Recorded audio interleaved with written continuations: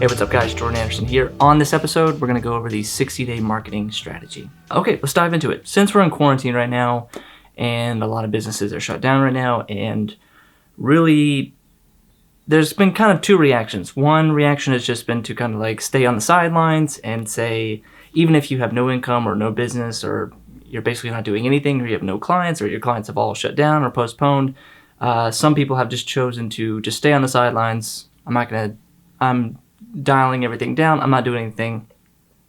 The other reaction I've seen, and I think it's a little more of a positive reaction, has been to kind of resharpen the tools. Like right now is the best time. Like, okay, we're forced to not do any work.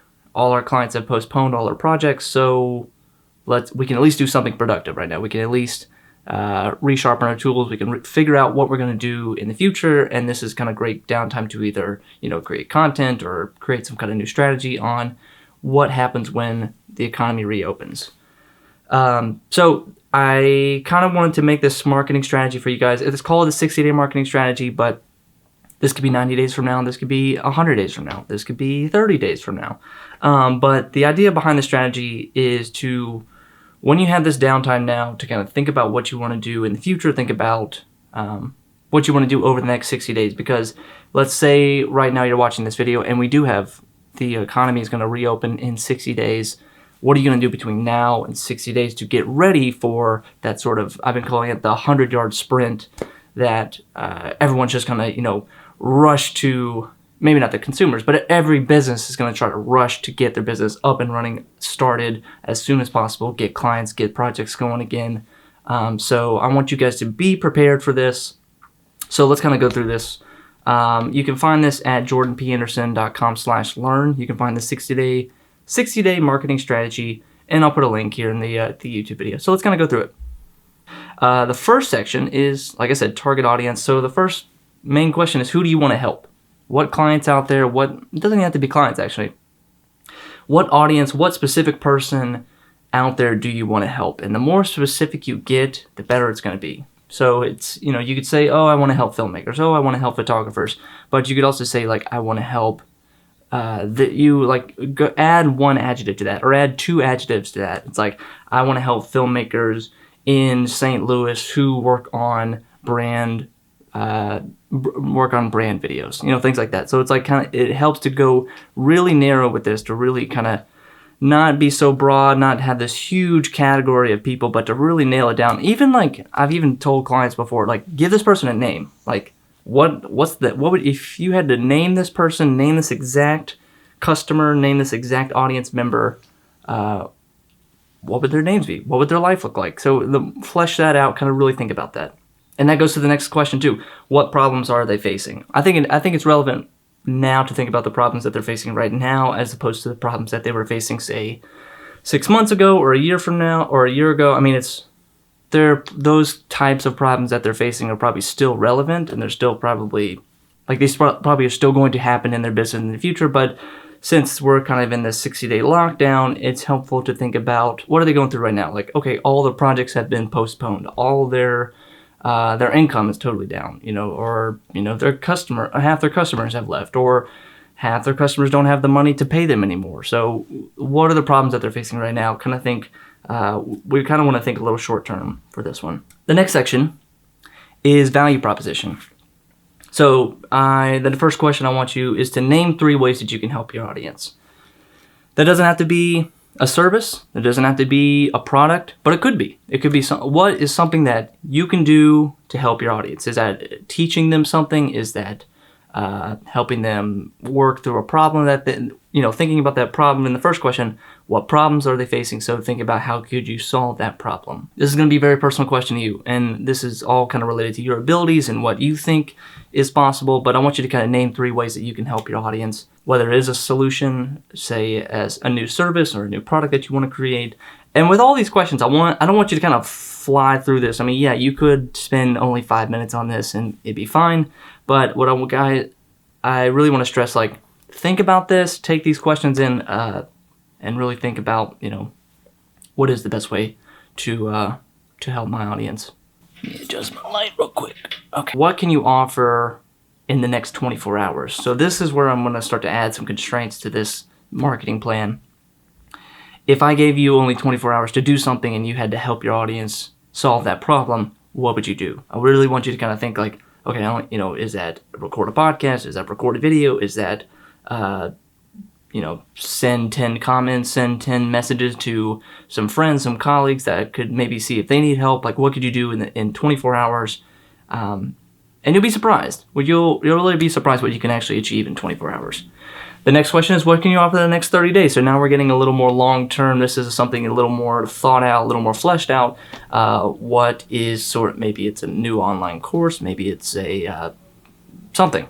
I want you guys to get really, really creative on this. What can you offer them in the next 30 days to where it's going to be kind of long-lasting? You don't have to necessarily charge for this, but I want you to think, okay, I have 4 weeks to do this.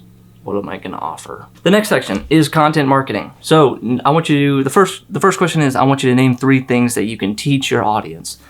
This could be related to the value proposition earlier, but this is more specific about content. So if you had to teach something, right now I'm teaching you a skill, what 3 skills could you teach to your audience? Remember, to that specific person that we laid out, what could you teach them? New skill, new workflow, a new app that you knew about, a new website, a new way of writing something, a new style of writing. The idea behind, okay, I want to teach my audience, you're thinking about it. I want you to get into the mindset of like, how can I create value for my audience? How can I think about what they need? How can I think about, how can I deliver value to them? We hear this like, deliver value, deliver value. What does that really mean? It's just, thinking about what can you offer them that they would say, thank you so much for giving me this. I'm really appreciative of it, and it kind of makes their life better, makes their business better. Of course, the lawnmower guys started outside. Perfect. All right, so the next question is, list 3 opinions about your industry that you feel strongly about. There's a method to this. It's not just, I'm not just asking you randomly to give me your opinion about your industry, but what's going to start to separate you from the rest of the service providers or people in your industry, in your space, is that you actually have a perspective on things. You have, not only can you do something at a high level, but you can also understand things. You're thinking about things. We all have opinions about our own industry, the problems we see in the industry, what we like about our industry. So I want you to write out 3 maybe divisive opinions about, maybe what's something that you feel really strongly about in your industry that maybe other people don't feel about. For me, like with creative, in the kind of creative space, I feel that, creators like us, we don't really pay ourselves enough, and we kind of lack the self-confidence to kind of ask for the price. So my opinion is that I feel that creators should ask for more money and should kind of not be afraid to talk about pricing or talk about, charging for what they're worth in early conversations with their clients. That's an opinion I have. And then you would list out 3 other opinions. Okay, if you had 15 minutes, so again, a lot of these are going to have some constraints. If you had 15 minutes, how would you teach your audience something new? If I told you to scramble, set a timer, you got to put the camera on your face, you got to write a blog post, you got to post something on Instagram or on Twitter in 15 minutes, what is something that you would teach your audience and make it something valuable? Like what, again, these are all just ways to I want you to get let these be little kind of hypothetical situations. I don't literally mean, if you had I'm only giving you 15 minutes to do something, but think in that mindset, think in that constraint mindset that if you were limited in time, right now it's, I think we overestimate how much time something takes, especially like content like this. We kind of overestimate that, it's, one video or one podcast episode or one blog post, that'll take me all day. That'll take me 8 hours. If we kind of work in the time that we're given. So if I only gave you 15 minutes to work on something, I think you'd be surprised how much you could actually get done in 15 minutes. Next question is, what can you give away for free? So yes, you charge your services, you charge for the products that you sell, but what is something that you could give away for free? And I want to separate this a little bit from content. Yes, obviously content is mostly free. A majority of it's, super majority of it's free. The videos that you're watching, the podcasts that you listen to is all free. What is something that may be valuable to you, whether it's a template like this or whether it's, a private course or a personal?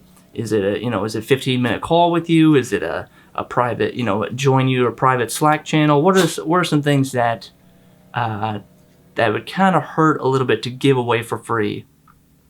And I'm saying this especially in this context where I've seen a lot of people start to discount things, then start to everything's 50% off, everything is 60% off, when it's actually a premium product or it's like a high quality product. Like, if you're coming off as a premium product and you're giving away, Ferrari doesn't discount, Apple doesn't discount. So especially, and again, how I feel about, the creative space in general, I think we should be charging more for our work.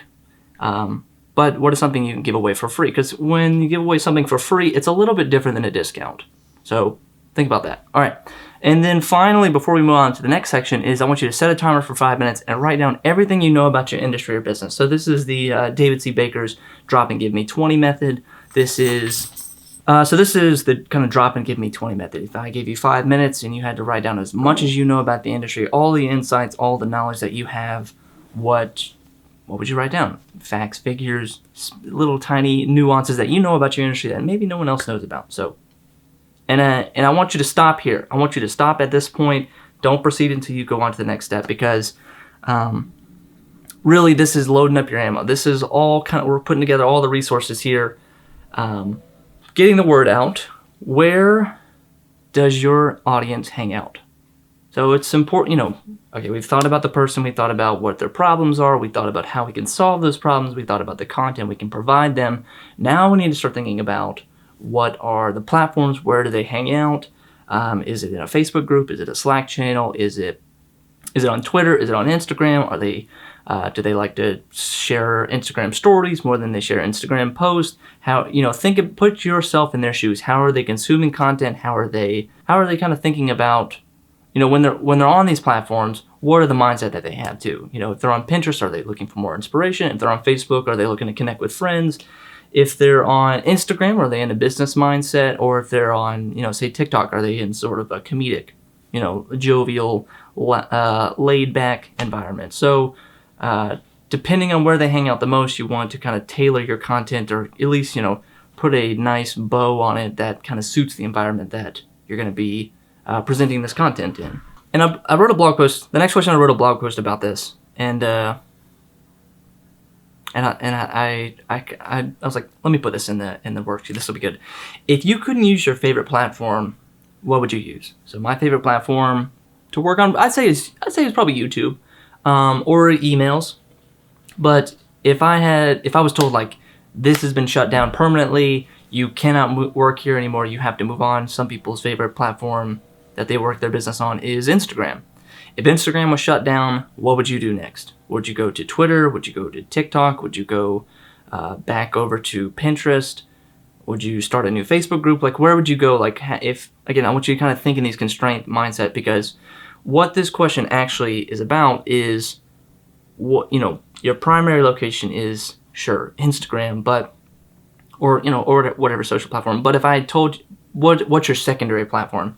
Because I'm not expecting that these platforms are going to disappear, but I want you to start building places and, building audiences in two places so that one can feed the other. Or if you're, let's say, for example, your main platform is Instagram and you want to start to move to TikTok, or you want to start a YouTube channel, or you want to start a podcast, then I want you to start siphoning off people from Instagram onto that new platform. And that's how you're going to build that secondary platform. And I want you to kind of build them side by side. I don't want you to just have all your leverage in one platform, because if they, change the algorithm, or they say, hey, you're no longer relevant, then you have nowhere else to go. You have nowhere else to take your audience, and you're trying to you're trying to save your audience from that main platform and trying to drag them over. Instead, maybe start to train them, start to get them used to the idea that, you're going to serve two platforms. So if I'm on Instagram, I'm on YouTube as well, or I have a podcast in YouTube, or I'm on I have an email newsletter in YouTube, so start to think of these kind of two separate platforms. The last one is kind of funny. I want you to name a platform that you will never use, and I want you to write out why. Because usually when you kind of write out why, the reason, you kind of see it, and you see it on paper, you're like, wow, that's kind of a dumb reason. For me in 2015, it was Instagram. I was like, this is stupid. This is just for photographers. I'm not going to use Instagram. This is for chicks. I don't like it's. There's no reason for me to be on Instagram. Yes, I was completely wrong about that. Of course, you need to be on Instagram now. It's one of the largest platforms out there. So, maybe there's some platforms out there that you go, this isn't relevant to my audience. This isn't relevant to the people I serve. Is that LinkedIn? Is that TikTok? Is that Snapchat? Is that YouTube? I don't want you to be so closed-minded to some of these platforms because they're all going to become just content platforms. They're all just going to be just places where you upload a video. And right now it may seem like there's a specific genre that you have to follow. If you're on LinkedIn, you only have to post business stuff and post business-related portfolio, networking kind of stuff. But who's to say you can post, your fun, painting tutorial video or how to make a logo YouTube video on LinkedIn, or who's to say that's not the right time and place for that? As more people come onto these platforms, what may have started as just a single genre type platform is going to expand just to everybody. So, Facebook was just college kids, Instagram was just, creative photographers, and now it's everybody. There's, so if you think TikTok is just for dancing, or TikTok's just for, kids, children, millennials, or if you think LinkedIn is just for networking and business, and got to have your suit on, and your portfolio or your profile picture has to be like you in a suit with your. It doesn't have to be that. So you kind of make it what you want, because they want these platforms, they want content, they want more people, they want more different types of people on these platforms too. So don't kind of limit yourself there. Let's go on to the next section, building systems. So the first question I have in building systems is, excluding social media, how do you communicate with your audience? So this is another constraint question. Are you emailing them? Is it a podcast? Is it a newsletter? If they couldn't send you a DM or they couldn't leave you a comment on YouTube, how would they communicate with you? And is that a contact form on your website? Do you have your email address available? Do you have some sort of work email that the general public could use? Do you have, do you have or even a private newsletter that people can join on? I'm actually talking about all of this in my daily newsletter. So let this kind of midway point of the video be sort of a plug. Go to jordanpanderson.com and sign up for my daily newsletter, because we're kind of going through all these kind of topics on a daily basis in these short emails. So the next question is, if someone showed interest in your brand, how would you reach out to them? I just posted this yesterday. So how difficult is it for you to kind of get in contact with you? If I tried to talk with you, if I tried to get you on the phone, if I tried to set up a meeting with you, how difficult is that for you? And kind of put yourself in the audience's perspective. If I'm on YouTube, I really like your video, and I click on your YouTube channel and I go to your about page, do you have some link so I can email you or send you a private message or say, hey, I love your work, I really like to, maybe we can work together? Do you have that option set up? So next section is schedule. And these are the last two questions for your marketing strategy. This is 8 pages of stuff, but I think by the end of it, you'll realize that you actually have a pretty robust marketing plan after all this. What content can you create daily? So I kind of struggled with this a long time ago. When I kind of first started this YouTube channel, I was really it was, I won't say it was started because of Casey Neistat, but I think everybody at the same time started to try to do daily vlogs, and it was all kind of this challenge to ourselves. Could we make a video every day, and could we put out a video every single day?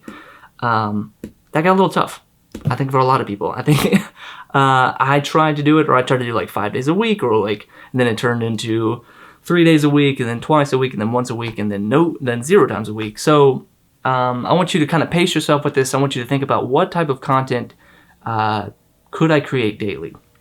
And this requires a lot of, a lot of lubrication, a lot of cutting out the BS, cutting out the workflow barriers. What's the shortest path between you creating the content and you distributing the content? So for me, what I can create daily is a daily newsletter. So you go to jordanpanderson.com, you sign up for it. I'm sending an email that's anywhere between 200 words and 500 words. That could be 5 sentences, or that could be, 20, 25 sentences of information. And it takes 2 to 3 minutes to read. It takes me about 15 to 20 minutes to write it. And it's something I can do every day. Not only can I do it every day, but it's a good way, I can pace myself with it. I'm not going to get burnt out from writing, 5 sentences a day. That's not something I don't envision myself getting burnt out on. If I try to make a video like this every day, maybe that would get a little tough because there's editing and there's graphics and titles and uploading and distribution. Maybe that could burn you out. So I want you to think about in your workflow, is it a picture? Is it a live stream video? Is it a selfie video on Instagram stories? What can you do every day that you can share with this audience that you've kind of created? The final question is, what content can you create on a weekly basis? So maybe these pieces of content are a little bit more in depth. Maybe these are a little more fleshed out. Maybe a video like this is something I would kind of create on a weekly basis. Or is it a live stream? Is it going live? Is it a Q&A session? What is something that you can create that's a little more, pillars, maybe not the right word, but if you're producing something every single day, that's kind of small micro content. What are some of these big chunks of content that you can put out every single week, whether it's an Instagram carousel or it's a YouTube video, or there's a lot of different types of content out there. Or maybe it's a big, more in-depth newsletter, or it's a podcast episode. Maybe it's an hour-long podcast that you recorded all week and you post it on Friday or you post it on Monday. So I want you to think about that. All right. So if you have any questions, I want you to reach out to me at info@jordanpanderson.com. And again, I want you guys to join my daily newsletter. You can go straight to it and kind of skip all the BS at tinyletter.com/JordanPAnderson. But if you want to kind of learn a little bit more, there is a form on jordanpanderson.com where I kind of send you a little bit of taste of what a daily email looks like, because that can be a little overwhelming. So I kind of want to ease you into the process of a daily newsletter. Okay, so that's it. This is the 60-day marketing plan. I hope this helps. If you have any questions, leave it in the comments.